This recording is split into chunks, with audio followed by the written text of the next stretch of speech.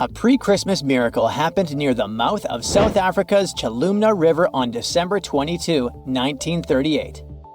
Marjorie Courtney Latimer, the curator of East London Museum, was on her routine visit to the docks. She was checking if there were any unusual catches from local fishermen. Suddenly, she spotted a strange fin sticking out of a pile of discarded fish.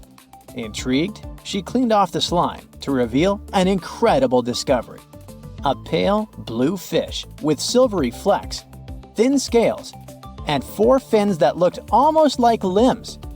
And it was huge too, 5 feet long, weighing about 127 pounds. Marjorie actually specialized in birds, but she had always been fascinated by the natural world, including the ocean. She didn't know what the fish was, but she had a feeling that it was something special. So she had the fish loaded into a taxi and taken to her museum. She then went through lots of reference books, but no matter how hard Marjorie tried, she couldn't identify the species. She decided to show it to the chairman of the museum's board, but he just dismissed it as a common rock cod. Marjorie didn't listen to him. The creature fascinated her so much that she kept studying it, and even tried to preserve it by having it taxidermied, although she couldn't save the organs. Desperate for answers, she reached out to a fish expert, J.L.B. Smith. But tough luck, he was away at that moment. When Smith finally saw the drawing, he got instantly intrigued. By January, he finally wrote the response to Marjorie, saying the fish was giving him sleepless nights. He was eager to see it in person. On February 16, when he finally arrived at the museum and laid eyes on the fish, he was stunned. Suddenly, it dawned on him that he was looking at a coelacanth, a species believed to have gone extinct 66 million years ago. This made it a Lazarus species, an extinct species that reappears after a long absence in the fossil record. It was like seeing a fossil come to life. Scientists thought that this creature had vanished with the dinosaurs. Thanks to Marjorie's persistence, this became one of the most remarkable biological finds of the 20th century. The entire genus Latimeria was named in her honor.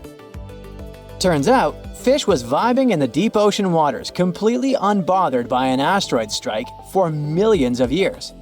Today, at least 2 species of coelacanth are known to exist. Both come from this ancient lineage that survived the test of time. They mostly live in the Indian Ocean, with some chilling around Indonesia here and there. Coelacanths look and behave very differently from other fish. Their creepy fins actually move in a way similar to how human arms and legs move. They also have a special joint in their skull that lets them raise a part of their head while feeding. That's because they're related to tetrapods, those guys that were the first to step out of the waters to the land. Michael Smith is a British naturalist. On July 2018, he was exploring the remote Wandiwoi mountain range in Papua, Indonesia. He was there to search for rare, pretty flowers called rhododendrons, but he accidentally took a photo of a funky-looking creature. Smith got very curious about this animal. He then returned for another expedition, this time with a local guide. He spent 10 tough days searching high in the mountains. The terrain was harsh, with constant rain, slippery ground, and leeches crawling into their boots. When they were already exhausted and close to giving up, the miracle happened. The team finally spotted and snapped a picture of the animal. This cute thing turned out to be the Wandiwoi tree kangaroo, the one thought to be extinct for 90 years. The first time it was discovered was 1928. It's a sad story. A biologist spotted it while studying the area, and this was the first and the last time we saw that animal. But as it turned out, it wasn't extinct at all. It's just a very elusive and sneaky creature. This marsupial lives in small, isolated, steep and misty forests. Very few people venture there, all because of the reasons we mentioned: the rugged terrain, dense bamboo thickets, lack of water. Even the local hunters had never seen one. They're super cute with their round face, reddish fur, and appearance that looks like a mix of a monkey and a bear. It's a weird type of kangaroo that jumps on the trees, not the land. When Michael Smith rediscovered it, he immediately contacted experts, including a specialist on tree kangaroos. The discovery was confirmed. Even though it's still hard to catch these creatures in the wild, they're still a mystery to science, and scientists try to protect the species.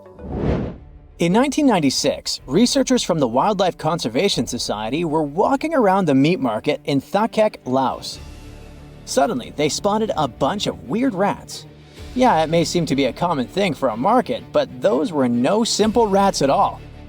At first, they thought it was a new species. They called this new rodent the Laotian rock rat. This animal was so different from other rodents that biologists wanted to place it in its own family. But in 2006, Mary Dawson and her team challenged this idea. They suggested that the Laotian rock rat might actually belong to an ancient family of rodents, the ones that were believed to have been extinct for 11 million years. In the same year, scientists finally captured and documented a live specimen. And guess what? Those were indeed those ancient rats. They didn't go extinct. They just preferred to avoid the spotlight and decided to go vibe in the limestone karsts of Laos and a small part of Vietnam. Turns out, the locals were even familiar with the rodent, regularly trapping it for food. Right, that must be the true reason for their hermit lifestyle. Now, these guys are a huge interest for scientists and are being studied carefully. In 2019, some scientists went on a joint expedition on Fernandina Island in the Galapagos archipelago. During the expedition, the team started noticing weird things: tracks, scat, and claw marks on trees. By following them, they suddenly discovered the culprit: a mysterious turtle that was sitting on a high elevation on the volcanic island. It was a lone female tortoise. They nicknamed her Fernanda. That's because they recognized her as a Fernandina giant tortoise, a species that was thought to have been extinct for 112 years. The last time we've ever seen this species was in 1906, when scientists found a male tortoise and sent it to the California Academy of Sciences. They thought that volcanic eruptions and extensive hunting caused the species to completely disappear. This was a huge deal. It provided hope for the survival of the Fernandina giant tortoise. Park rangers said that they saw signs of at least 2 other tortoises, so maybe they'll be able to find them soon. The Galapagos Conservancy has launched fundraising efforts to support further expeditions. In July of 2007, Luis Enrique Minguez was hiking in La Palma, a small island in the Canary Islands. He's a researcher in the Institute of Ecology and Conservation. While he was walking through the northeastern part of the island, he spotted an interesting lizard. The lizard was almost 12 inches long. He saw it near a forest trail, about 147 feet above sea level. Minguez took a photo of the lizard and shared it with his buddy researchers. After seeing the pictures, they realized that it was the long-lost La Palma giant lizard. This species was presumed to be extinct for centuries. They thought that it disappeared within the last 500 years due to being hunted by cats and habitat destruction. Unfortunately, even though they were super hyped up at first, things didn't go so well next time. They did some follow-up expeditions in October of 2007, and then some more, but they couldn't spot the lizard anywhere again since then. The lizard probably lived in very high and dry spots of the island. Researchers hope to discover at least some of the lizards in the future and help them thrive once again. Currently, there are approximately 20 billion animals inhabiting our world. If everything were ideal, we would have 5 billion more animals on Earth. But many species have gone extinct, and around 44,000 species are currently in danger. The largest, most recent mass extinction event in history occurred during the dinosaur era, leading to the eradication of 75% of species on Earth. The Tulachi wallaby is a long-lost relative of today's kangaroo, but they had a hidden superpower, night vision. That's why they were mostly active at night. They were 3 feet tall and fed on grass, fruit leaves, and other plants. Wallabies lived in grassy areas near swamps and other water bodies, but not for long. By the 19th century, their numbers had gone down. bringing them to the edge of extinction. Only 14 wallabies had been left in the wild by 1920. A rescue mission was launched. They tried to capture the last 14 animals to protect them. But the situation got out of control and 10 wallabies lost their lives. The 4 remaining ones were transferred to a special facility, and in 1935, the last animal passed away. Only one picture of the Talachi wallaby is left now. There were reports of the animal's sightings after that, but no proof was shown, and the creature was officially declared extinct in the 70s. Short-faced bears were a unique species that lived in North America, particularly Alaska. It was a massive bear, weighing around 1,500 pounds. When standing on its hind legs, it was around 12 feet tall, a whole foot taller than today's biggest beast in this family, the polar bear. This animal was different from today's bears because almost all of them are omnivores, except for polar bears. But this monster was solely carnivorous, which was the reason for their extinction. During the end of the Ice Age, many herbivores were gone, and those bears did not have enough food to survive. They were the Usain Bolt of the bear world, the fastest Bruins to have ever lived, reaching a top speed of 40 miles per hour, which is 5 miles faster than grizzlies. There are around 400 million pigeons in the world now. Some time ago, in America, a species of birds called passenger pigeons were abundant throughout the country, especially in the eastern forests. There were more than 1 billion of them, but they went from 1 billion to 0 in a few years. They had small heads and necks, but long tails and wings and strong breast muscles that allowed them to fly super long distances. The last passenger pigeon passed away in captivity in 1914. It was named Martha. With that, the ecosystem in the U.S. has never seen this bird again. Now, elks are enormous animals, but they look tiny when you compare them to long-gone Irish elks. That elk was around 7 feet tall at the shoulder with a humongous antler of 12 feet. Today, elk are only 4.5 feet tall at the shoulder and have around 4-foot-long antlers. Despite its name, this elk was found all over the world, from Asia to Europe. It got its name because, in Ireland near Dublin, researchers found a perfectly preserved specimen. Since then, it's been called the Irish elk. The last one passed away in Ireland. The main reason for their disappearance was their inability to adapt to changes. When the Ice Age ended, the elk could not survive and became extinct. Now, somewhere deep in the forests of Costa Rica lives the interesting-looking golden toad. It was discovered in 1966 in one particular spot where all toads would gather to mate. In 1967, a large population of this golden nugget was noted in that same spot. But the following year, only 10 to 11 toads were seen, and the year after that, in 1968, only one lonely male toad showed up at the spot. For years, there were searches for golden toads. In 2004, the toads were officially declared extinct. Humans were not responsible this time. The drought in the area in the 80s had a significant impact on the toads. Still, the last straw was the arrival of a new fungal species that caused the animal's skin to thicken, eventually leading to the toad passing away. This chytrid fungus is responsible for the extinction of more than 90 frog and amphibian species, becoming one of the biggest threats to their lives. Now, Canada is a very cold country, no surprise there, and nobody would expect tropical birds like parrots to live there. However, there was a parrot species that lived in America and some parts of Canada. I'm talking about the Carolina parakeet. Those were truly beautiful birds with orange-yellowish heads and green bodies. Their favorite rest spots were big trees alongside rivers. This parrot's favorite food was cocklebur seeds, which are poisonous to us, but the bird had no problem eating them. Also, they used the dangerous cockleburs as a defense mechanism. After they ingested loads of them, their meat became poisonous, and predators do not enjoy eating toxic birds. Carolina parakeets were abundant, there were millions of them. But since the Ice Age, their numbers had been gradually going down because of natural reasons, mainly temperature. By 1935, no such parakeets were left in the wild. Today's African lion had a much more prominent and notorious cousin, the Barbary lion. Those cats were mentioned in many famous old books. They were described as mean, terrifying beasts. It's believed that they were the largest lion species ever.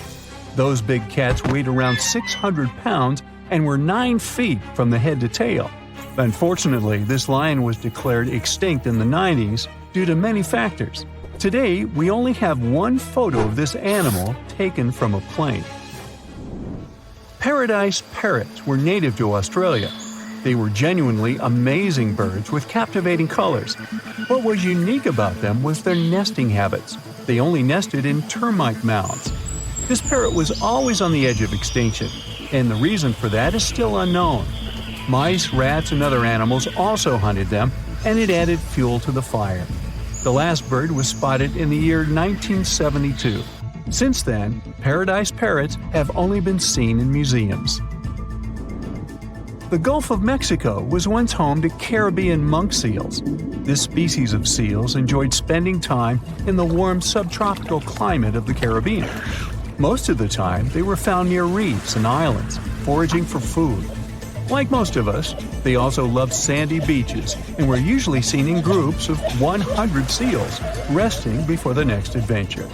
In the year 1886, monk seals were declared extinct.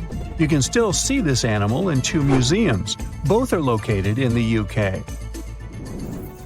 As we all know, zebras have black and white stripes. But once, a zebra species had only half the body covered with brown and white stripes. The rest was just brown, and the belly was white. It was called the quagga.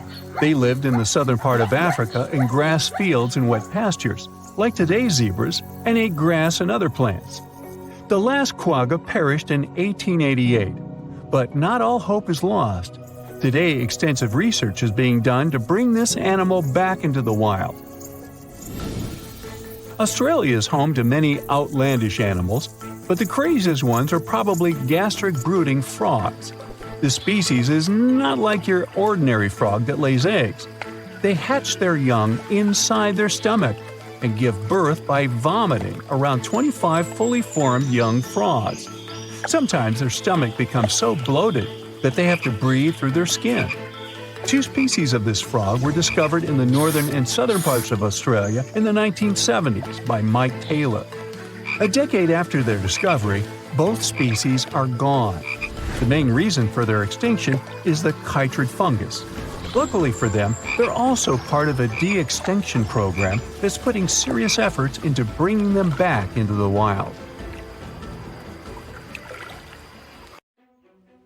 Every species on Earth, you, me, and that nasty neighbor of yours, is destined to go extinct someday.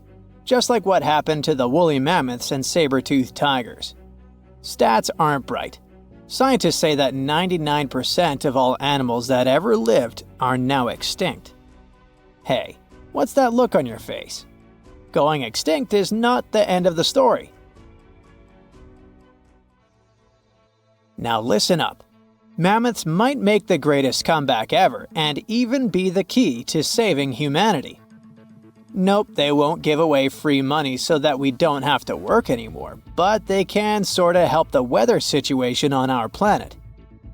In the Arctic tundra, there's this ground called permafrost. It's like soil in the form of ice. Soil turns permafrost when it stays super cold for 2 years straight. But now, permafrost is actively thawing out, and it's bad news for, well, everyone. Because while thawing, it releases a lot of carbon into the air. But what if we had large animals like mammoths there today? They would churn up the soil. The ground would freeze more deeply in winter. And then, in summer, a layer of grass would help keep the ground cool and prevent the permafrost from melting. Some scientists think that's a great solution. So now there's a company in the US that's trying to bring mammoths back to life. Okay, you got me. Not actual mammoths, but a sort of hybrid between an elephant and 1% mammoth DNA. It would be a northern elephant. Getting mammoth DNA is easier than you might think.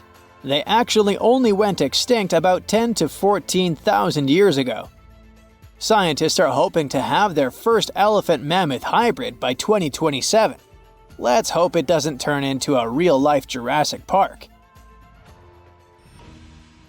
Australia. A nightmarish place and a home to the most fascinating creatures on Earth. But here, the sad fate befell the Tasmanian tiger, also known as thylacine. Don't mix it up with the Tasmanian devil. That one is living and thriving. Nope, the thylacine was a marsupial predator that used to chill in Australia, South Tasmania, and New Guinea. It was a nocturnal who preyed on other marsupials, like kangaroos. In the 30s, the farmers suddenly claimed that thylacines were eating their livestock. Looking back at it now, that was probably an exaggeration. But humans started to hunt poor thylacines until they were all gone. And then it turned out that hunting away the important predator isn't the brightest idea. Who would have thought? You see, thylacines kept things in check by eating bad animals. So once they disappeared, the Australian wildlife was basically doomed.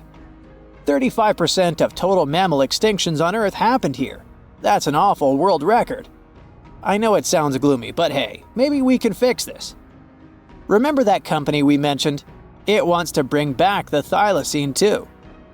Luckily, many thylacine embryos are still preserved in jars, like some creepy pickles.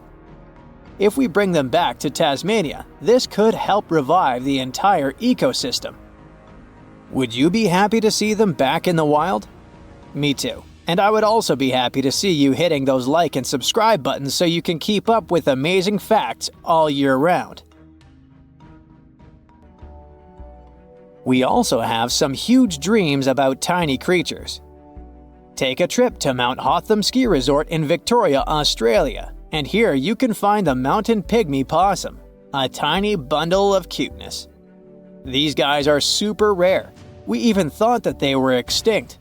All we had was their fossils. But then, some skiers spotted a possum in a log pile at the ski lodge in 1966. Imagine suddenly making a great discovery while chilling on vacation. These little possums can spend 7 months of the year sleeping under the snow. They wake up occasionally to eat some stored food, and then they wake up in the spring to eat even more, find a mate, and go back to sleep again. What a relatable fella. Since they've made it into this video, you can guess they're pretty endangered. There are less than 2,000 left in the wild, all because their current homes don't fit them that well. But hooray, we can help them too. You see, their ancestors lived in lowland forests about 20 million years ago. So maybe mountain possums could live better if we moved them there? Of course, we can't just take them to the woods and expect them to survive. Instead, scientists want to slowly release possums into the forest and check up on how they get on with it. Let's hope these cute creatures will adapt to woodland life. The southern gastric brooding frog, also called the platypus frog, was quite a unique creature. It was discovered in 1972 in Queensland, Australia. Back then, this fella shocked the scientists with its super weird birthing practices. Check this out. The mother frog swallows her eggs, turning her stomach into the womb. Then she doesn't eat at all for 6 weeks straight. I could never. Meanwhile, the tadpoles hatch in her stomach, start to grow, and eventually get so big that the mom literally has to breathe through her skin. And then she literally spews out her offspring left and right. Bleh. But this insane process is a great evolutionary achievement, which is why it drew everyone's attention. But the wonder didn't last long. By the mid-80s, all known species of these frogs vanished from their natural habitats. Why? We have no idea. There are many theories, but almost no evidence to back them up. In any case, over the years, these guys officially became extinct. But it all changed in 2013.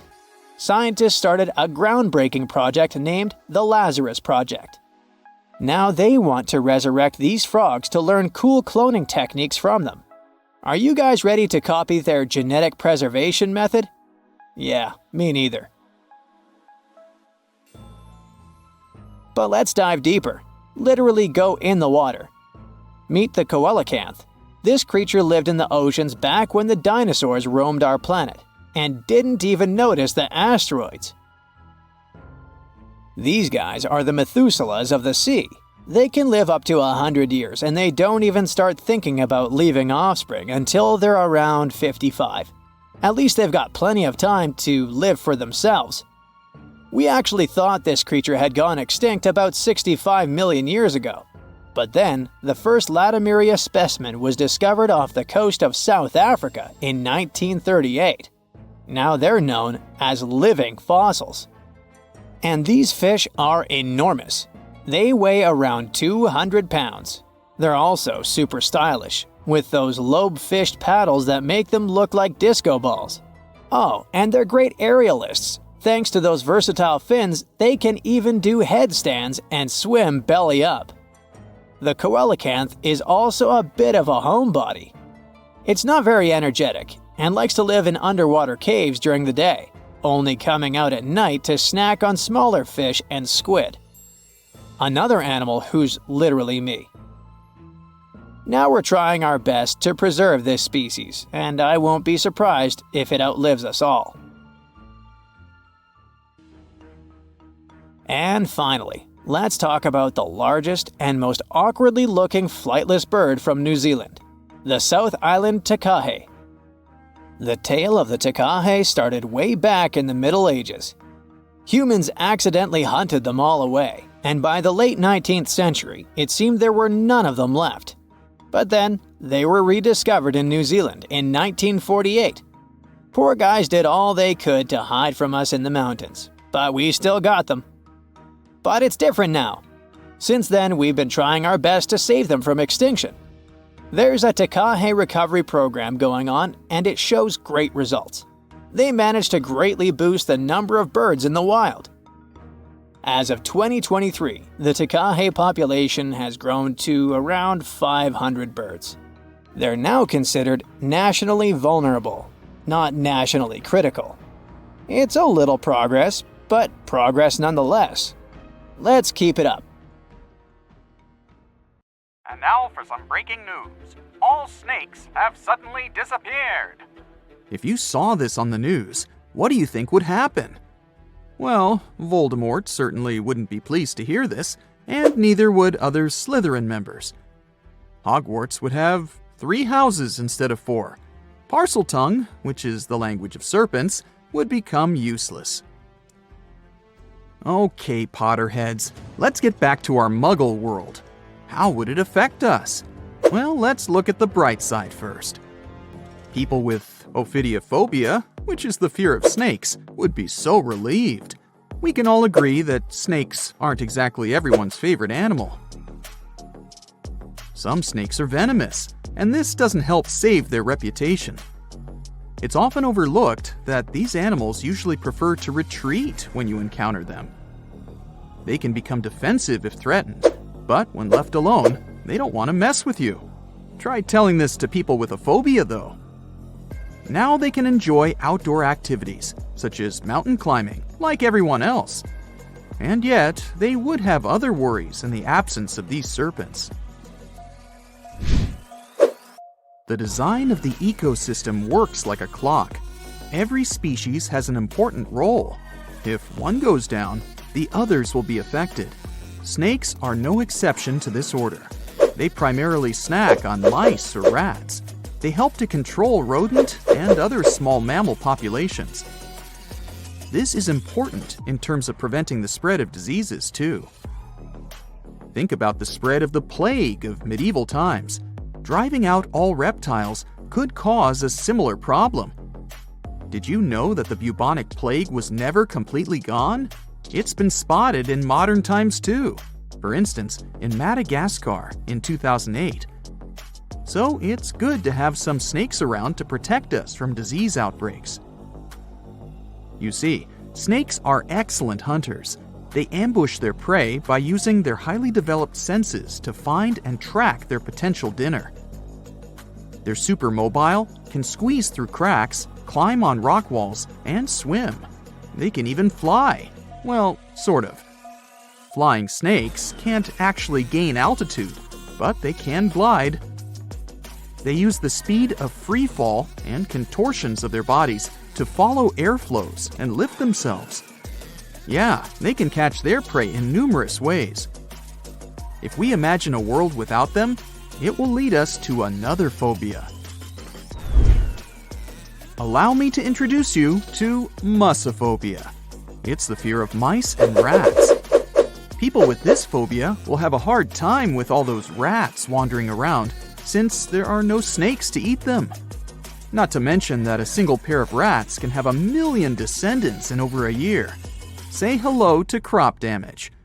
An overpopulation of rodents can lead to a shortage of food and competition for resources. Do I feel the Hunger Games vibes? Oh, and mice wouldn't be our only problem. You can add insects to the list too. Again, without snakes, they'll throw a party in the streets. Reptiles also play an important role in the natural environment and food webs as prey. Mongooses, eagles, and hawks would really miss snakes. Eventually, some populations of large mammals would decline, and this could lead to the extinction of some species. Then there's medicine. Scientists and researchers would miss these creatures. Snake venom is the key to the development of certain medicines. For example, some diabetes and heart disease medicines have been derived from snake venom. Patients who need them will get affected too. When we mention snakes and medicine, there's something else that comes to mind. Botox. Is it really snake venom? Nope. Snake venom used in skincare isn't obtained from the animal itself. It turns out that this ingredient is called snake. It's a human-made ingredient designed to mimic the effects of temple viper snake venom. Now let's picture what life would really look like without snakes. I'm starting with day 1. People don't immediately notice the absence of these creatures. So, in the first few days, especially in cities, people would have no clue that all snakes are gone. Workers in zoos could start to panic. You would see some news about snakes missing from zoos. Then people in zoo administrations would go through CCTV footage. They would be shocked to see that snakes disappeared into thin air. After the spread of this news, authorities would probably open special departments to see if they have any snakes left in their country. Then it would turn into a worldwide issue. Some sort of a global alliance would be established to investigate what happened to these reptiles and what could be done about it. By the time authorities and people understood the severity of the situation, ecosystems would already start to change. People who live in urban environments may not be directly affected in the first few months. Then they would see more mice in their houses and in the streets. Around 500,000 mice live in the network of tunnels of the London Underground, for example. The number may vary, but many rodents live in large cities. These animals would become more visible. You'd open a kitchen cabinet and, oops, you'd see a mouse looking at you from behind a jar of peanut butter. New career opportunities would arise, since the demand to live in a mouse-free environment would skyrocket. Authorities might introduce new taxes to raise money to handle this new situation. After all, they would need to provide people with safe places to live. Of course, it would be not only urban places that would be affected by the absence of snakes. The countryside would have even more problems.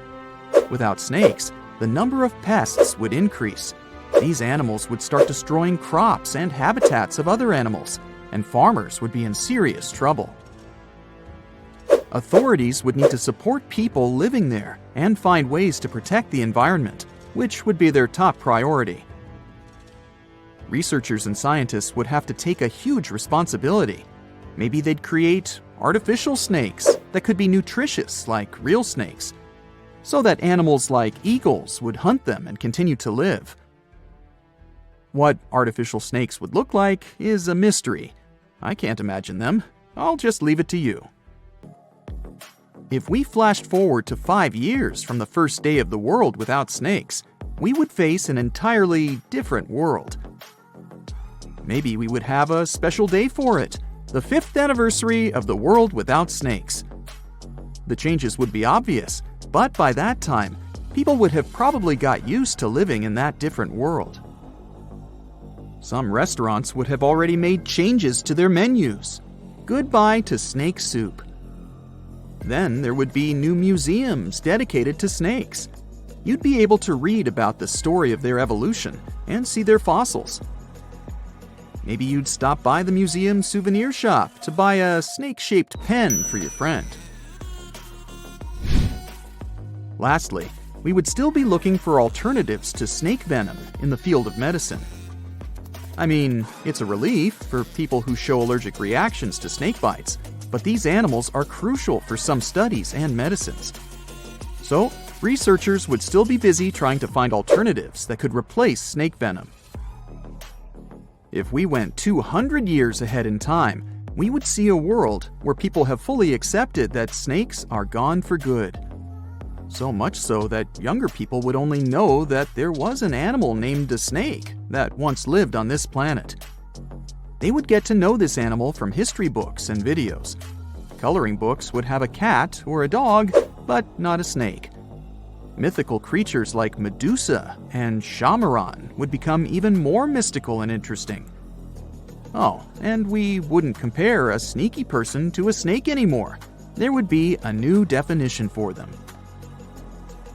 We've survived the Ice Age, meteorites, and many other challenges, so we'll probably figure something out. Fingers crossed that this scenario never gets real, though. Do you have any other version of how events could unfold in a snakeless world? When we say extinction, we usually think of dinosaurs that went to lunch with a humongous asteroid and were wiped out from the face of the Earth. We don't think of ourselves possibly going away in the near future. But what we forget is that there have been 5 mass extinctions that our planet witnessed in the last 500 million years, not just one. And we can be nearing the 6th one, where one of the species to possibly disappear are humans. The first great mass extinction came about 440 million years ago in the Ordovician period. Back then, life was mostly thriving in the oceans and along the coastlines. Biodiversity was great at the time.